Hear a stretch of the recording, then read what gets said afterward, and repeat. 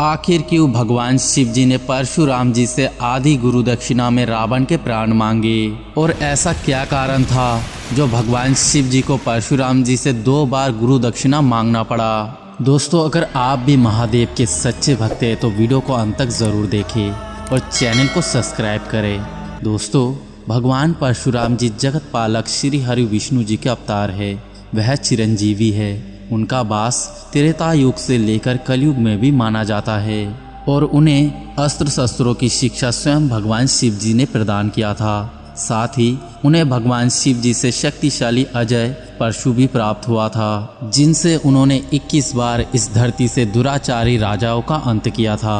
जब उनकी अस्त्रों और शस्त्रों की शिक्षा पूर्ण हो चुकी थी, तब उन्होंने अपने गुरु भगवान शिव जी को गुरु दक्षिणा देनी चाहिए और उन्होंने भगवान शिव जी से कहा, गुरुदेव, मैं आपको गुरु दक्षिणा देना चाहता हूँ। बिना गुरु दक्षिणा दिए मेरी शिक्षा अधूरी है। भगवान शिव जी ने कहा, हे शिष्योत्तम परशुराम, अगर तुम मुझे गुरु दक्षिणा देना चाहते हो तो धरती लोक में मेरा एक परम भक्त लंकापति रावण संकट में है। उसे राजा सहस्त्रार्जुन ने धोखे से बंदी बना लिया है। मैं तुमसे आधी गुरु दक्षिणा में रावण की मुक्ति मांगता हूँ और इसके पूर्ण होने के पश्चात तुम्हें मुझे एक बार और गुरु दक्षिणा देना होगा, जो अति विशेष है। भगवान परशुराम जी ने महादेव की आज्ञा पाकर राजा सहस्त्रार्जुन के किले में पहुंचकर पिनाकी धनुष से किले में हाहाकार मचा दिया और फिर लंकापति रावण को उसकी कैद से मुक्त करा दिया। उस समय रावण ने भगवान परशुराम जी से कहा, हे मित्र, आप कौन हो और मेरी मदद करने किसने भेजा है आपको? आप लंका वासी तो नहीं हो सकते, और आपके पास जो ये दिव्य धनुष है, ये आपको कहाँ से प्राप्त हुआ? भगवान परशुराम जी ने रावण को कहा, हे परम शिव भक्त रावण, मैं ऋषि जमदग्नि का पुत्र राम हूँ, जिसे मेरे गुरु ने परशुराम बना दिया है और मुझे मेरे गुरु महादेव ने ही आपकी मदद करने के लिए भेजा है। और जिस दिव्य धनुष की आप बात कर रहे हैं, यह भगवान शिव जी का शक्तिशाली धनुष पिनाक है। इसके बाद रावण ने कहा, हे मित्र, मैं अपनी स्वतंत्रता के बदले आपको कुछ भी देने की स्थिति में नहीं हूँ, किंतु आप किसी भी समय कोई भी वस्तु मुझसे मांग सकते हो। भगवान परशुराम जी ने कहा, हे रावण, मुझे किसी भी वस्तु की आवश्यकता नहीं है, लेकिन एक बात अवश्य कहना चाहूँगा।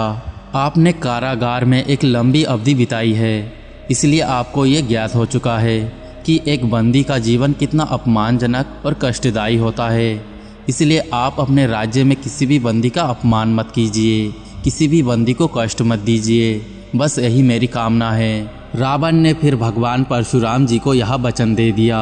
फिर रावण को मुक्त करने के पश्चात भगवान परशुराम जी ने सहस्त्रार्जुन समेत 21 बार इस धरती से दुराचारी राजाओं का अंत कर दिया।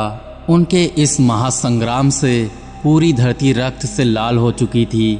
फिर भगवान परशुराम जी अपने गुरु भगवान शिव जी के पास कैलाश पर्वत पर पधारे और भगवान शिव जी को नमन करते हुए कहने लगे, हे गुरुदेव, मैंने आपके आधी गुरु दक्षिणा को सफलतापूर्वक पूर्ण की है। अब मुझे दोबारा आज्ञा दीजिए। भगवान शिव जी ने कहा, हे परशुराम, तुमने 21 बार इस धरा से दुराचारी राजाओं का अंत कर दिया है, जिससे यह धरती लाल हो गई है। अब मैं अपनी गुरु दक्षिणा में चाहता हूँ कि अब तुम अपने ब्राह्मण होने का कर्तव्य निभाओ, अतः अपने अस्त्रों और शस्त्रों का त्याग कर तुम भी अपने पिता के भांति गुरुकुल चलाओ। यही मेरी पूर्ण गुरु दक्षिणा होगी। जाओ, तुम्हारा कल्याण हो। तो इस तरह भगवान शिव जी के कहने पर भगवान परशुराम जी ने महेंद्र पर्वत के ऊपर अपने आश्रम का निर्माण किया और ब्राह्मण कुमारों को शिक्षा देने लगे, जिसमें आगे चलकर पितामह भीष्म, गुरु द्रोण और महारथी कर्ण जैसे योद्धा इस धरा को प्राप्त हुए।